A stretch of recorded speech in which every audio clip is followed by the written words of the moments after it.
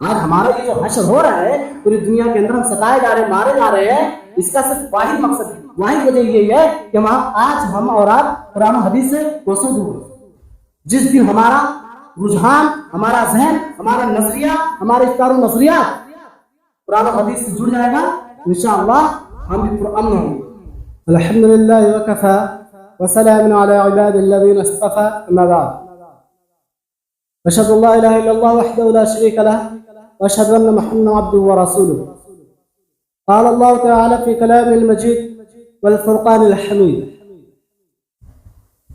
اعوذ بالله من الشيطان الرجيم، بسم الله الرحمن الرحيم: ولا تهنوا ولا تحزنوا وانتم الاعلون ان كنتم مؤمنين۔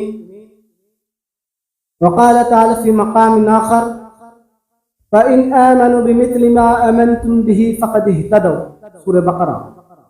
وقال النبي صلى الله عليه وسلم: تركت فيكم أمرين لن تضلوا ما تمسكتم بهما كتاب الله وسنة نبيه۔ وفي رواية آخر: إن الله يرفع بهذا الكتاب أقواما ويدع به آخرين۔ محترم حاضرین اور ہم عمر نوجوان عزیز ساتھیوں، تمام قسم کی تعریف اس اللہ وحدہ لا شریک کے لیے لائق و سزاوار ہے، جس نے ہمیں اور آپ کو اس دار فانی کے اندر مبعوث فرمایا اور ہمیں مذہب اسلام جیسی مقدس اور عظیم نعمت سے نوازا۔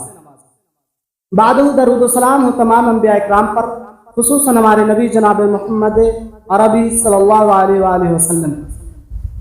محترم سامعین اکرام، موجودہ ادوار میں جو عالم اسلام میں فتنہ برپا ہوا ہے، جہاں نظر اٹھائیں آپ، جدھر بھی دیکھیں لوٹ مار، جور و جفا، جبر و استبداد، دہشت و بربریت، قتل و غارت، خون ریزی اور لوٹ مار کا بازار گرم ہے۔ کسی سے بھی کسی طرح کا کوئی معاملہ مخفی نہیں ہے۔ آئے دن ہم اخباروں کے ذریعہ، سوشل میڈیا کے ذریعہ اور دیگر اخبار و رسائل کے ذریعہ ہم معائنہ کرتے رہتے ہیں، کہیں بھی امن و شانتی برقرار نہیں ہے۔ جہاں نظر اٹھا کر دیکھیں آپ، فتنہ ہی فتنہ، ظلم و ستم عروج پر ہے۔ کوئی شخص یہ نہیں کہہ سکتا کہ دنیا کے فلاں خطے میں یا فلاں شعبے میں امن ہے، کوئی شخص نہیں کہہ سکتا۔ پورا قرۂ ارض کا آپ جائزہ لے لیں، پورے دنیا کا چھان بین کر لیں آپ، کوئی ایسا شعبہ یا کوئی ایسی جگہ نہیں ملے گی آپ کو جہاں لوگ امن و شانتی کی زندگی بسر کر رہے ہیں۔ آخر کیوں؟ ایسا کیوں ہے؟ کیا روز اول سے ہی ایسا چلا رہا ہے؟ نہیں میرے بھائی، روز اول سے ایسا نہیں چلا آ رہا ہے۔ اس سے پیچھے آپ جائیں، ان کی زندگی اور ان لوگوں کے حالات اور ان کی تواریخ کو پڑھیں آپ، تو آپ کو بخوبی اندازہ ہوگا، معلوم ہوگا کہ وہ لوگ بالکل امن اور شانتی کے ساتھ زندگی بسر کر رہے تھے، گزار رہے تھے زندگی۔ آخر ریزن کیا تھا؟ وجہ کیا تھی ان کی؟ میرے بھائیوں، وجہ صاف ہے۔ اللہ کا رسول صلی اللہ علیہ وسلم نے فرمایا کہ ترکت فیکم امرین لن تضلوا ما تمسکتم بہما کتاب اللہ و سنت نبی۔ کہ اللہ کا رسول صلی اللہ علیہ وسلم نے فرمایا کہ میں تمہارے درمیان دو چیزوں کو چھوڑے جا رہا ہوں۔ پہلی چیز کیا ہے؟ کتاب اللہ یعنی کہ قرآن مجید، اور دوسری سنت نبی یعنی اپنی زندگی کا طریقہ چھوڑے جانا ہو تمہارے درمیان۔ تم اگر ان دونوں کو مضبوطی خود سے پکڑے رہو گے تو کبھی گمراہ نہیں ہوگے۔ اور دوسری جگہ پر اللہ کے رسول صلی اللہ علیہ وسلم نے فرمایا ان اللہ یرفع بهذا الکتاب اقواما ویضع به آخرین، کہ بلا شبہ اللہ رب العالمین اسی قرآن کے ذریعہ لوگوں کو بلندی عطا کرتا ہے، لوگوں کو اعلیٰ سے اعلیٰ مقام پر فائز کرتا ہے، اور اسی کتاب کے ذریعہ لوگوں کو اعلیٰ سے اعلیٰ مقام سے اٹھا کر کے پستی میں ڈھکیل دیتا ہے، اونچے سے اونچے مقام سے لا کر کے اونچے سے اونچے جو مرتبے ہوتے ہیں وہاں سے اٹھا کر سپرد خاک کر دیتا ہے۔ آخر کیوں؟ کیونکہ اللہ رب العالمین اپنی مقدس کتاب قرآن مجید کے اندر ارشاد فرماتے ہیں کہ فَإِنْ آمَنُوا بِمِثْلِ مَا آمَنْتُمْ بِهِ فَقَدِ اهْتَدَوْا، کہ اس سے پہلے جس طرح صحابہ کرام ایمان لائے تھے اگر تم اسی پر ایمان لے آؤ تو تم بھی کامیاب ہو جاؤ، تم بھی رہنمائی پا جاؤ۔ واضح ہے کہ اللہ کے رسول صلی اللہ علیہ وسلم نے فرمایا کہ اللہ تعالیٰ اسی کتاب کے ذریعے لوگوں کو بلندی عطا کرتے ہیں، مطلب کہ جب تک آپ اللہ اور اس کے رسول سے جڑے رہیں گے، اس کے بتائے ہوئے دائرے اور قانون کے مطابق زندگی گزاریں گے تو انشاءاللہ آپ دنیا کے کسی بھی گوشے میں جائیں، کسی میدان میں، کسی بھی فیلڈ میں، کسی بھی شعبے میں جائیں، انشاءاللہ آپ کامیابی آپ کے قدم چومے گی۔ آپ کسی میدان سے مایوس اور شکست خوردہ ہو کر کے نہیں لوٹیں گے میرے بھائی۔ اسی طرح اللہ کے رسول صلی اللہ علیہ وسلم نے فرمایا کہ دو چیزیں جو تمہارے درمیان چھوڑے جا رہا ہوں، اس کے اندر حالات زندگی کے اوپر انسان کی پورے اخراجات اور اس کی زندگی سے ریلیٹڈ ساری چیزیں موجود ہیں۔ جب تک ہم اس کو مضبوطی سے پکڑے رہیں گے ہمارے قدموں میں جنبش اور لرزش طاری نہیں ہوگی میرے بھائی، ثابت قدم رہیں گے، ہمارے قدموں میں کپکپی طاری نہیں ہوگی۔ آج پورا عالم اسلام کے اندر، پورا قرۂ ارض میں انسانیت کیوں بلک رہی ہے، کیوں چیخ رہی ہے؟ اس کی وجہ جانتے ہیں ہمارا نہیں جانتے۔ اللہ رب العالمین بیان کرتا ہے اپنی مقدس کتاب قرآن مجید کے اندر وَمَا خَلَقْتُ الْجِنَّ وَالْإِنسَ إِلَّا لِيَعْبُدُونَ۔ اس آیت کو آپ پیش نظر رکھیں اور اس کے مفہوم پر غور کرتے ہیں، اور میں یہاں ایک نقطہ بتلاؤں گا جو قابل غور ہوگا کہ میں نے انسوں اور جن کو صرف اور صرف اس لیے پیدا کیا ہے تاکہ وہ میری عبادت کرے۔ مقصد اللہ رب العالمین نے کیا بتایا کہ میری عبادت کرے، اور ہمارا مقصد کیا بن گیا یہاں آنے کے بعد؟ دنیا کمانا، دنیا پرستی، مفاد پرستی، دنیا داری میں اس قدر الجھ گئے ہیں کہ اللہ رب العالمین نے جس چیز کے لیے ہمیں بھیجا تھا، جو مقصد تھا، وہ اسے ہم لوگوں نے فوت کر دیا، اور جو بے مطلب اور جو بے بنیاد ہے، جو دوسرے اور تیسرے نمبر پہ آتی ہے، وہ ہمارے لیے فرض اور واجب ہے، یعنی دنیا پرستی۔ ظاہر ہے کوئی بھی چیز دنیا کے اندر ہو اور جب تک اس کا لوگ استعمال کر رہے ہوں، اس کا فائدہ مل رہا ہے لوگوں کو، تب تک کیا کرتے ہیں لوگ؟ اسے بناتے ہیں، سنوارتے ہیں، ہے نا؟ ایک درخت لگاتا ہے ایک انسان، تو جب تک وہ درخت اسے سایہ دیتا ہے، اسے پھل دیتا ہے، تب تک لوگ اس سایہ کی خوب پرورش کرتے ہیں، خوب دیکھ بھال کرتے ہیں۔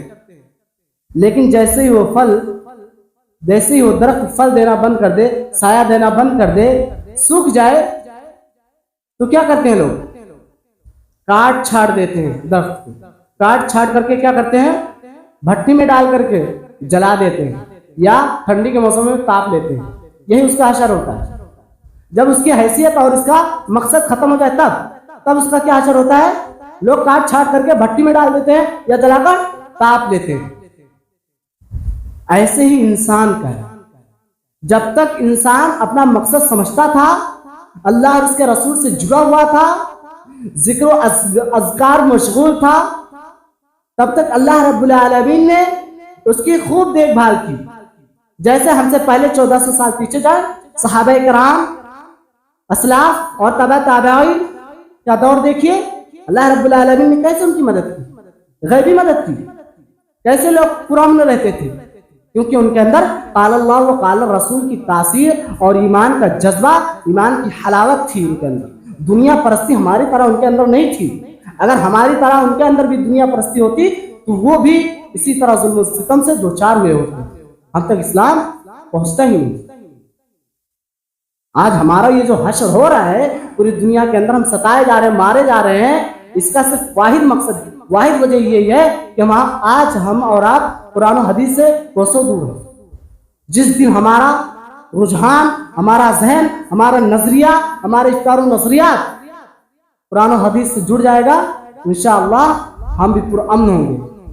یہ جو آج ظالم و جابر حکمراں ہم پر مسلط ہیں، اس کا واحد ریزن اللہ رب العالمین نے بتایا فَبِمَا كَسَبَتْ أَيْدِي النَّاسِ، کہ جو لوگوں پر برائیاں آتی ہیں، جو ظلم و ستم اور مصیبتیں اور آلات آتے ہیں، یہ صرف اور صرف لوگوں کے اپنے ہاتھوں کے کمائے ہوئے اعمال کے نتیجے میں ہوتا ہے.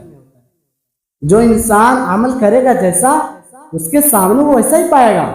من جد وجد ومن ازاغ الحسد، کہ جو شخص جتنی کوشش کرے گا اتنا پائے گا، اور جو شخص بوئے گا وہی کاٹے گا.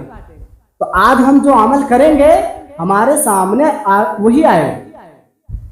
آج ہم برائیوں میں اس قدر لت پت ہو گئے ہیں کہ ہمارا کوئی ثانی نہیں ہے. کہنے کو صرف مسلمان بچے ہیں. نام کیا ہے؟ محمد. نام کیا ہے؟ عبداللہ. ارے تو مسلمان ہے. نام پوچھو تب پتہ چلتا ہے.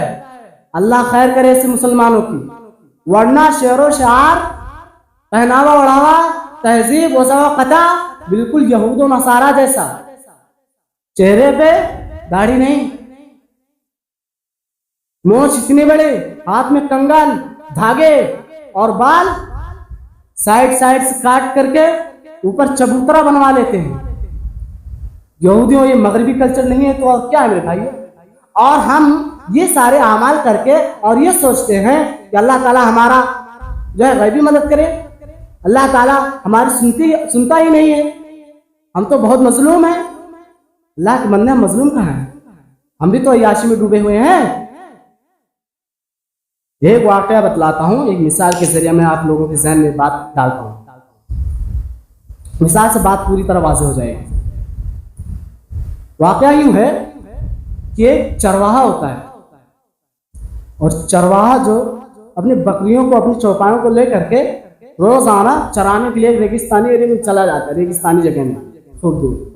تو وہ چرواہا کیا ہوتا تھا، اپنے کھانے پینے کی اشیاء جو ہوتا تھا اسے گٹھری مار کر کے پیٹ پر لاد لیتا تھا، لاد کر کے خوب چلا جاتا تھا. جب اس کو بھوک پیاس لگتی تو ایک سایہ دار درخت تھا ریگستان میں، اس کے اندر ایک کھوڑی نما جس کے اندر ہول تھا، درخت تھا، اور درخت کے اندر جگہ تھی. تو اس کے اندر وہ اپنے کھانے کی چیزیں رکھ دیتا تھا اور رکھ کر کے بکریوں کو چرانے چلا جاتا تھا. تو جب چراتے چراتے اس کا وقت ہو جاتا دوپہر کا، تو آتا تھا تو وہاں سے نکالتا کھانا اور کھاتا، آرام کرتا کچھ دیر، اس کے بعد پھر چلا جاتا اپنے کام. تو ایسے وہ روزمرہ کے مطابق کرتا رہا. پھر ایک دن کیا ہوا کہ ایک بھیڑیا جس کو بولتے ہیں درندہ ہوتا ہے، جانوروں کو شکار کرتا کھاتا ہے. تو بھیڑیا کا بہت بھوک سے نڈھال تھا، جنگل میں ادھر ادھر گھوما، بھوک سے بالکل نڈھال تھا، پیٹ پچکا ہوا تھا، اور ریگستان کی طرف بھٹکتا ہوا چلا ہے کہ کچھ مل جائے کھا لوں، پیٹ بھر لوں. جانور تھا ہی.